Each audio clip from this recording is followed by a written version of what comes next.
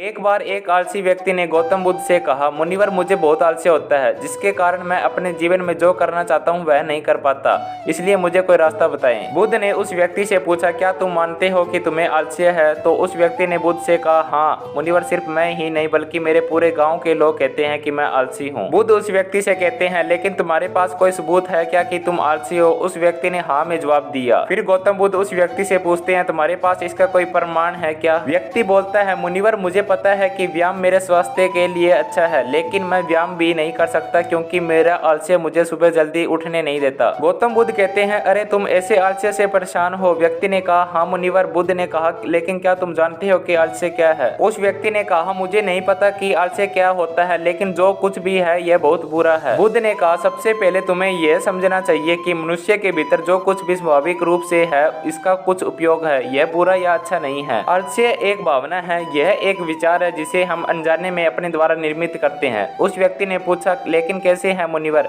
फिर बुद्ध ने कहा कि आलस्य के जन्म होने के दो कारण हैं, पहला शारीरिक और दूसरा मानसिक। जब हम अपने शरीर को कोई ऐसा भोजन देते हैं जिसमें अपने आप में जीवन शक्ति न हो तो हमारे शरीर में सुस्ती पैदा हो जाती है, क्योंकि यह शरीर ऊर्जा से चलता है और जैसा हम इसे देते हैं वैसा ही व्यवहार करता है।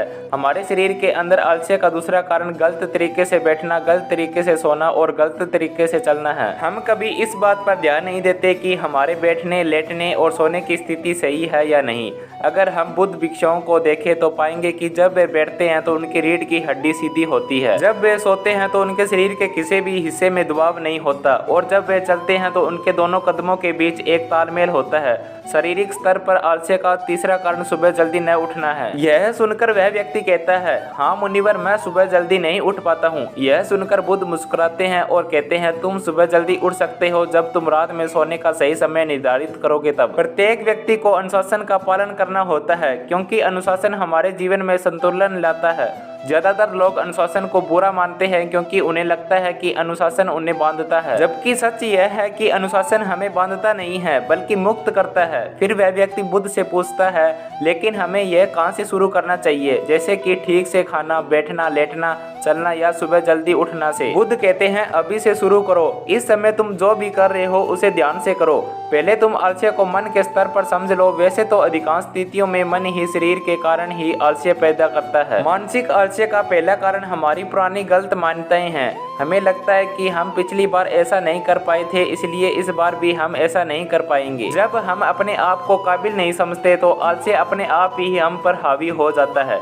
एक और कारण है छोटे और आलसी लोगों का समर्थन करना। कभी कभी ऐसा होता है कि आलस्य हमारे साथ नहीं होता, लेकिन अन्य लोगों की वजह से यह हम में आ जाता है। ऐसा इसलिए होता है क्योंकि हम आलसी लोगों से जुड़ते हैं। फिर उस व्यक्ति ने बोला, हाँ मुनिवर, यह बिल्कुल सच है, मैंने भी इसका अनुभव किया है।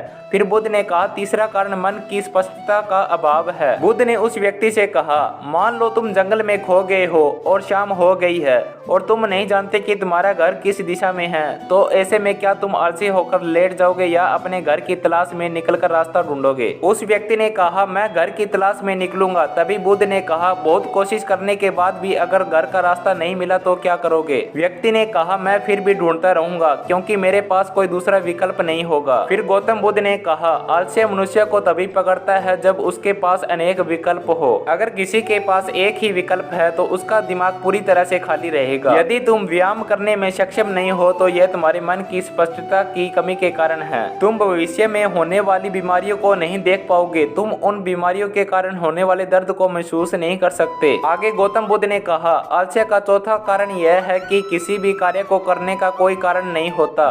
मान लो तुम सड़क पर कहीं जा रहे हो और काफी दूर तक चलने के बाद तुम थक जाते हो और अब चलने का मन नहीं करता, आलस्य हो रहा होता है। तभी तुम एक शेर को अपने पीछे दौड़ते हुए देखते हो, तो क्या तुम ऐसी स्थिति में भी अपने आलस्य के कारण वहीं रुके रहोगे? नहीं ना। तो इस बात को समझ लो कि आलस्य तुम्हें वह काम करने से रोकता है जिसके करने का कोई बड़ा कारण नहीं होता। तभी उस व्यक्ति ने बुद्ध से कहा, धन्यवाद मुनिवर, अब मुझे आलस्य का सारा खेल समझ में आ गया है। भगवान गौतम बुद्ध उस आलसी व्यक्ति से कहते हैं, मेरी एक बात को हमेशा याद रखना, जहाँ स्पष्टता हो या कुछ करने का बड़ा कारण हो वहाँ आलस्य कभी नहीं हो सकता।